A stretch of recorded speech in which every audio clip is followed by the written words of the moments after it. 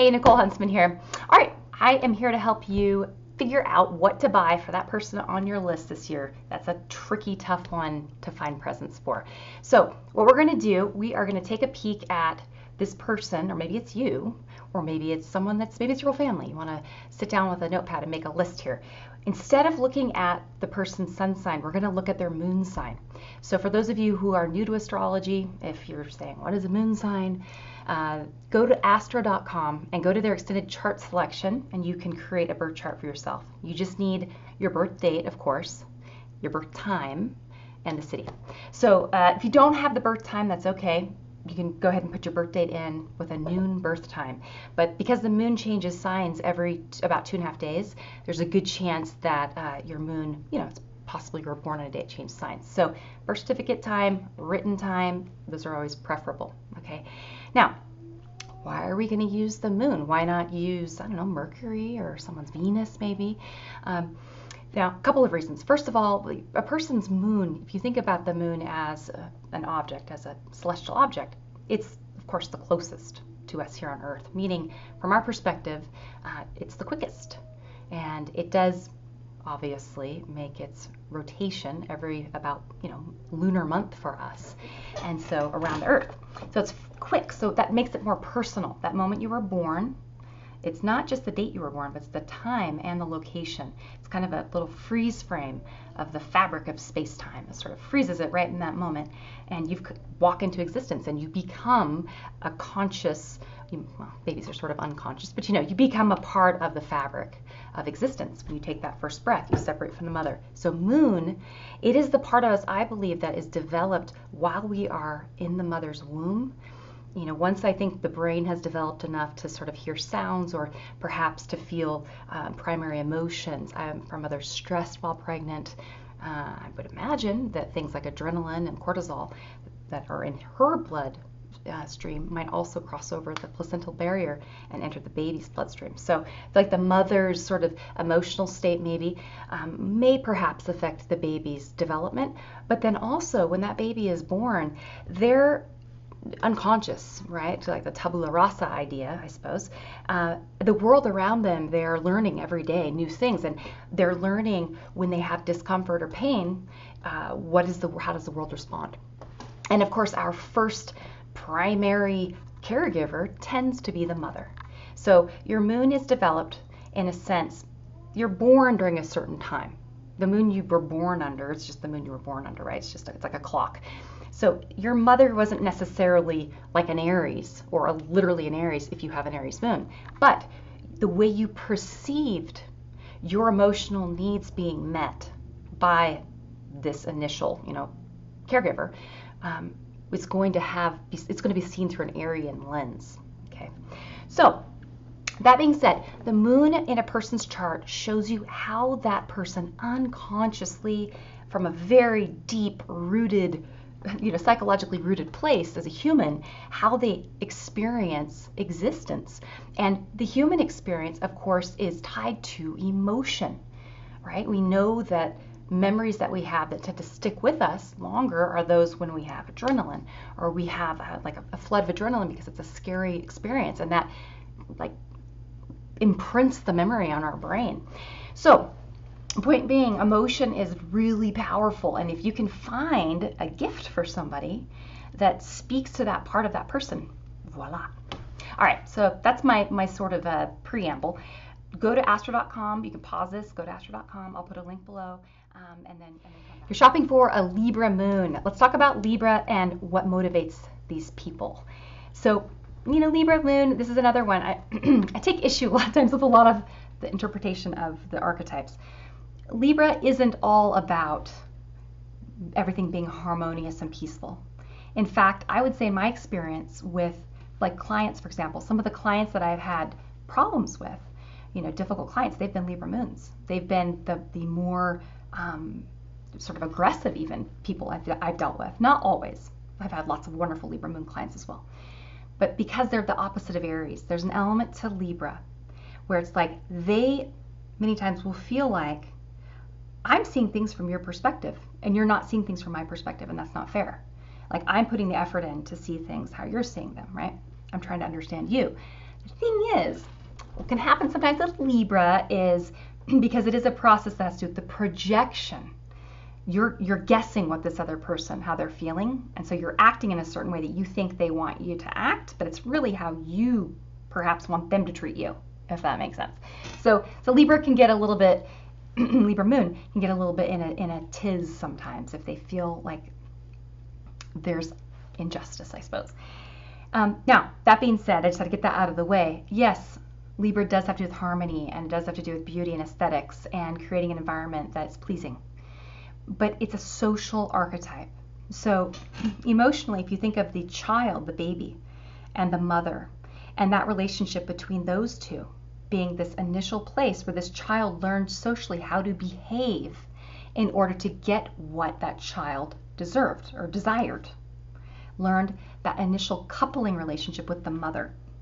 And the mother is very many times important in the development, well, it is of everybody, but I say mother, but it could also be, it could be a father too, whoever the primary caregiver is initially of that child, the one they're sort of the closest with emotionally. That child learns that projection material from that relationship, and then that's what they many times will project onto others, if that makes sense. So that's psychology out of the way. Anything that's like, I made you a playlist and it's all of these songs that are our songs. This could be a child of yours. This could be even for a parent or for a lover or whatever, friend, best friend. Just something that's like from times that you've shared together that will mean something. And Libra is air, so you can err on the side of more modern music with Libra, even a little more edgier stuff sometimes. Not so much like ugly music. It's got to sound appealing to the ears and have like a good harmony and that kind of thing. But you can be more electronic or just, but just not, this isn't an Aquarius moon. This is, it needs to be somewhere in the middle, something that's likable. But anyhow, there's an intellectual quality to Libra is what I'm saying. The moon, though, as I say that, I'm kind of like, but with the moon being in Libra, it's not necessarily, I can think of several Libra moons that aren't super intellectual per se. It's more about the social element. So anything that's like a play date, let's go, if it's your best friend, let's go I've got you a manicure and pedicure for Christmas, or we're going to go get our palms read, or we're going to go, go take a tango class with our husbands or something, whatever. Just doing something together with another person. Quality time is really important. I think also, like, you could make a little book for your Libra there's lots of things on the internet that you can look at where you can create little scrapbooks, photographs. You could even make them a little website, like through Tumblr. I did this once for someone I was dating. I made a little Tumblr and did these blog posts with poetry and then a really beautiful image that just captured that person to me or captured our relationship, that kind of thing. You could do something like art, watercolors, or beautiful colorful clay, anything that's pleasing to the eyes in particular. It's something you can look at and just show another person, or perfume or music, anything that's kind of, there's this quality of, I've learned that if I smell like this, that person likes it, okay? Or if my room is nice and tidy and clean and decorated cute, my friends like to come hang out here, that sort of thing. Figure out for them, they want to do the things that make them more attractive to other people. And so there's different ways, we do this. Something like if it's your best friend, you could get like best friend matching, those little best friend charms, something cute that's matching tattoos if you're super adventurous. You could do something more, I suppose, it's a little more Scorpio-ish, but you could write them little love notes and sort of tuck them away all throughout the house. And in the notes you could say, this is how I feel like you make the world a more beautiful place. Or this is how I feel like you make other people feel understood and seen in a way that other people that I've known haven't been able to do, that sort of thing. Help them realize that their efforts in their relationships, the relationship with you or that you observe with others, is their efforts to move towards harmony, or at least towards understanding other people's position, having an interest in it. Because remember, they can still project their own material on people and have expectations that aren't realistic as well. But we're focusing on the positive. Another fun idea would be, You could do something like a little hand-painted jewelry box and put some beautiful little baubles inside of it. If you had something that was a family heirloom, if it's a family member, a child or something, you put that in there with a lovely note. If there was a perfume that grandmother loved to wear, that would be an amazing gift. Anything that celebrates Venus. You know, this is to do with beauty, love, human experience from the perspective of, see, Aries, the opposite sign, is just what I'm looking at and seeing. Libra is recognizing, oh, you're looking at me. Therefore, I should do X, Y, Z so that you look at me more or look at me less or whatever. It's affected. It's affected behavior. So anything that will support that. So it can be clothing, makeup, jewelry for females. You know, Libra moon men a lot of times like my dad's a Libra moon. I don't think of Libra moon people as being super into the artsy fartsy kind of Venusian side of things so much at all, because I've got a daughter with a Libra moon and she's not like that at all. It's more about the relationships with other people, and when they get in fights with people, it really affects them, and they don't like disharmony. They like everyone kind of getting along, you know. Even if you've got someone, my dad's an Aries and my daughter's a Scorpio with like Sagittarius Mercury, so she tells you what she thinks, but then she just feels bad about it. And my dad, kind of the same thing, you know. The battle between the self versus what does this other person need, and am I seeing things correctly, and yada yada. So helping them know, find something in particular. If you can find an actual specific event that happened, if they supported you in some way or they had a conversation with you, just, you know, if they shared the words from their mind, they let you know that they understood you and what that meant to you. That would be very meaningful to Libra moon. Okay. Okay, I'm looking at my list and I can't think of anything else. I'm sure there's lots of ideas. I'm sure this is just to get your brain started. So good luck. Enjoy your Libra moon. Okay. So I hope that was helpful for you. And of course, last but not least, for your friend, whatever their moon placement is, astrology reading is always a great way to help a person better understand themselves. And so I'm actually doing a little sale here to celebrate 2019 that's coming up. We've got a lot of big changes with Uranus, of course, ingressing back into Taurus. Kind of he popped his head in there this last year. He's kind of hanging out back in Aries right now, but he'll be back in Taurus and he's not going to go back into Aries again. A lot of big changes this next year for people when it comes to the structure in their world that gives them a sense of security, job security, relationship security, financial security. Lots of themes that if the old way of doing things, that's changing when it comes to how you invest your money or how you buy a house.